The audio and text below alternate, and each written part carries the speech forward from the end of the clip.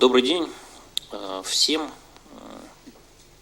Постараюсь, если больше проблемы нас не одолеют, представить результаты исследования нашего, посвященного интеграции на постсоветском пространстве. Нужно ли интегрироваться России с странами-партнерами? Не нужно. Или если интегрироваться, то с кем именно? Это кроме России были Белоруссия, Киргизия, Азербайджан и Литва. В каждой стране опросы проходили по общенациональной репрезентативной выборке и опрашивалось от 1000 до 1600 человек. Да, начнем с темы, с кем стоит пойти в разведку. Да? То есть какие страны россияне считают надежными, устойчивыми, стабильными, развивающимися и, соответственно, интересными в плане партнерства. Вы видите результаты. На первом месте Казахстан. Именно эту страну 42% россиян считают наиболее стабильной и успешной из перечисленных практически 1,5 десятка стран, бывших союзных республик. На втором месте с небольшим отставанием Белоруссия. Ее считают наиболее стабильной и успешной 35% опрошенных. И топ-3 завершает Украина. Но здесь результаты существенно хуже. Только 17% считают наиболее стабильной и успешной Украину. Дальше очередной большой разрыв. И с 9% на каждую идут Армения, Азербайджан.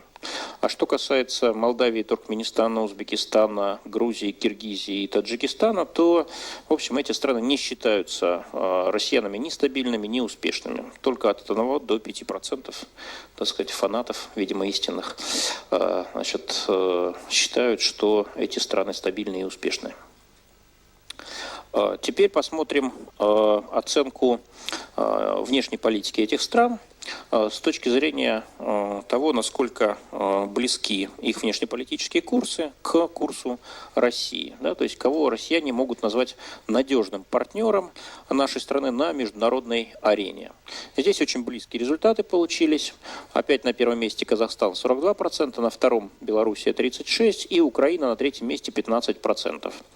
На четвертом Армения 7%, Азербайджан менее в этом качестве, так сказать, нравится россиянам 5%. И все остальные опять от 1 до 3%.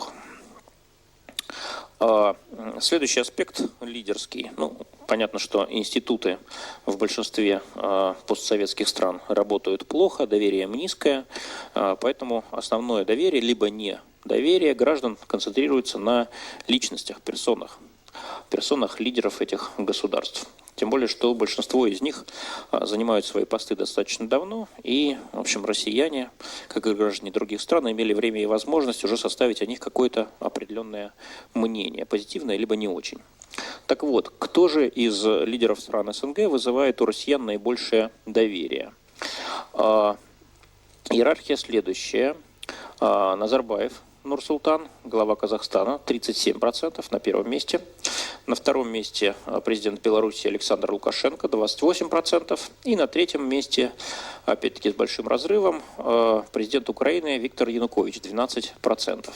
Затем идут Ильхам Алиев и Серж Саргсян, руководители, соответственно, Азербайджана и Армении. Все остальные существенно ниже. И замыкают этот рейтинг Эмомали Рахмон и Михаил Саакашвили. Некоторые предварительные итоги. В общем, по всем показателям, которые мы замеряли, это стабильность, успешность развития страны, это надежность ее в качестве партнера России на международной арене, и это доверие, которое россияне питают к руководителю соответствующей страны, выявилась одна и та же последовательность. На первом месте Казахстан, по разным вопросам от 37 до 42%. На втором месте с некоторым отрывом Белоруссия и на третьем месте с большим отрывом Украина. В топ-5 еще входит Армения и Азербайджан, но все равно это, так сказать, огромный разрыв, а остальные вообще меньше 5%. Теперь поговорим о том, стоит ли заниматься интеграцией на постсоветском пространстве, или это дело для нас не очень важное, не очень интересное, не очень приоритетное. Мы задали следующий вопрос россиянам.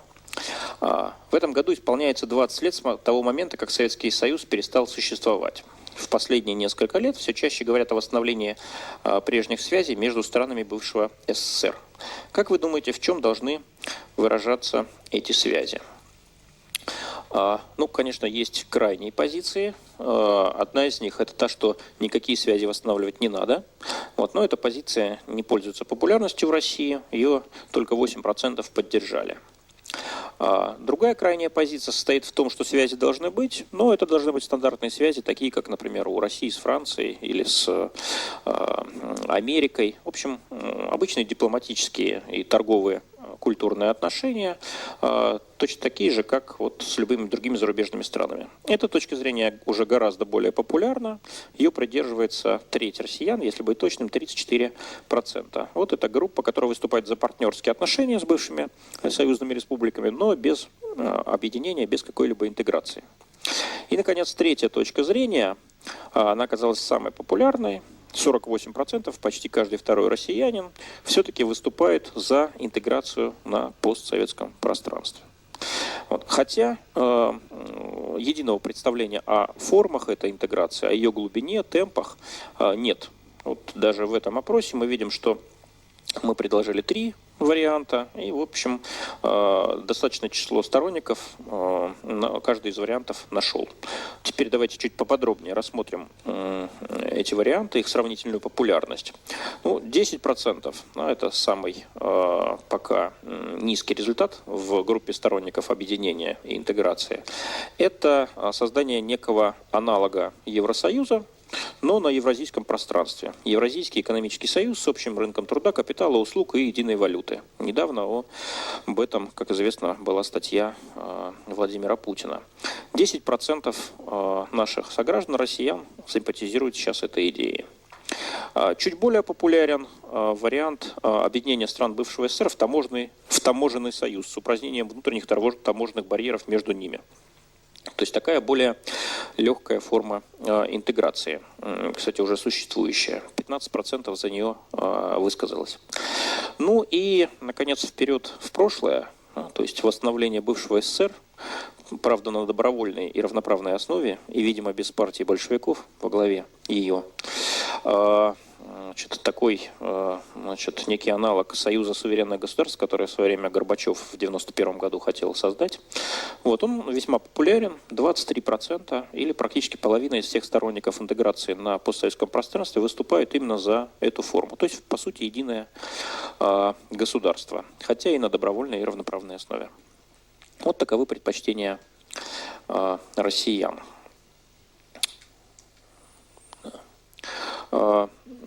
Посмотрим различные разрезы, прежде всего возрастной,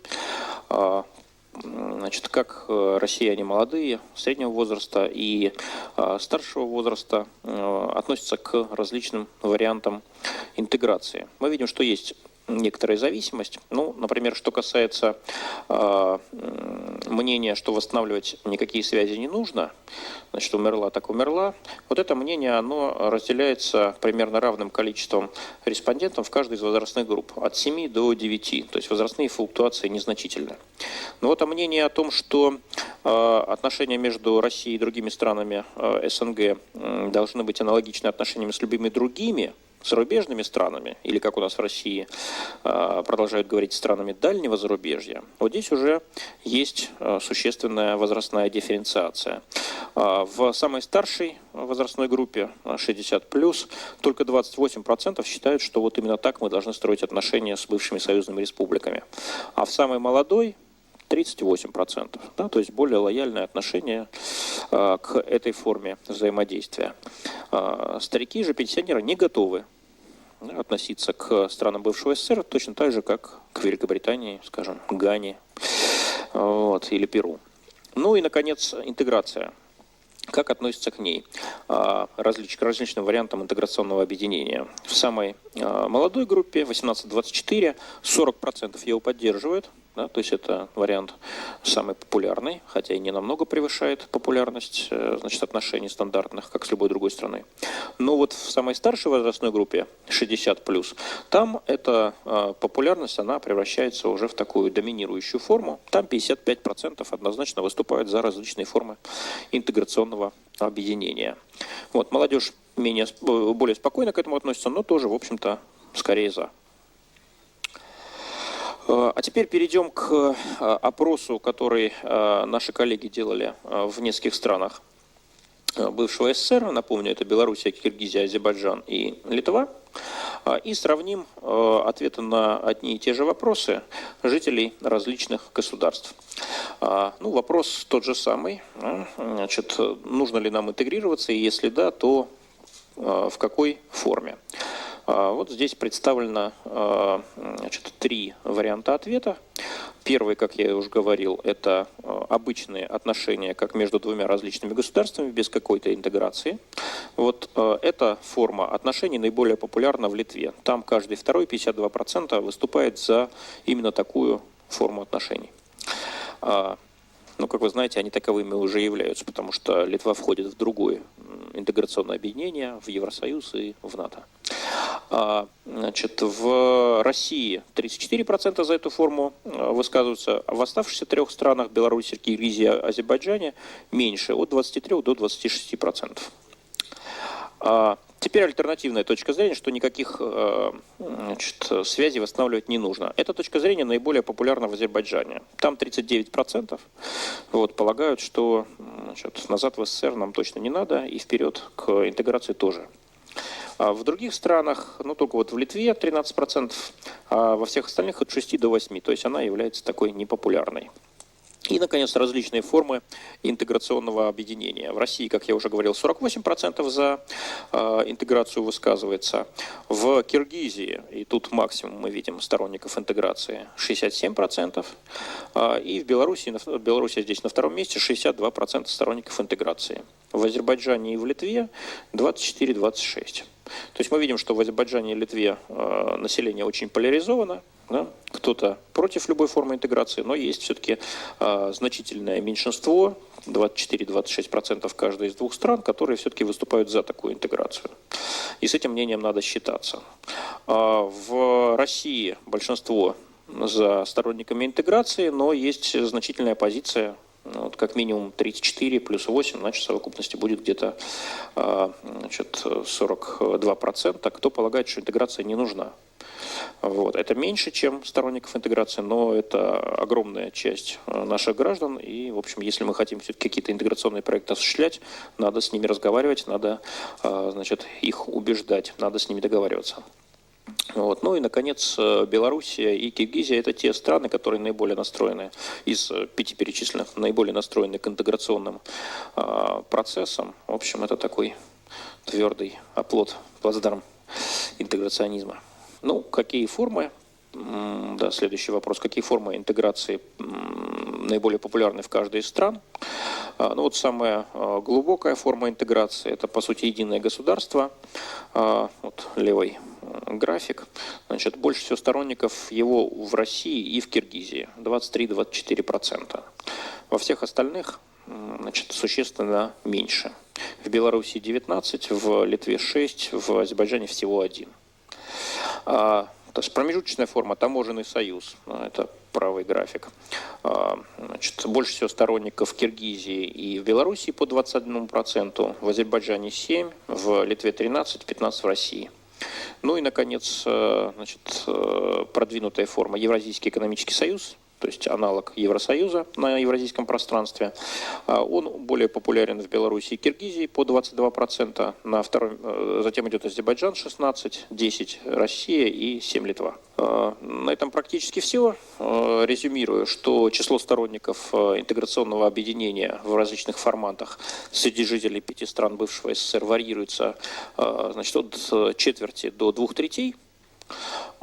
Значит, две страны, Белоруссия и Киргизия, наиболее настроены к интеграции. За ними идет Россия, где, скажем так, среднее пока отношение к интеграционному проекту. И в Литве и Азербайджане за интеграцию выступает значимое, но меньшинство, то есть около четверти всего.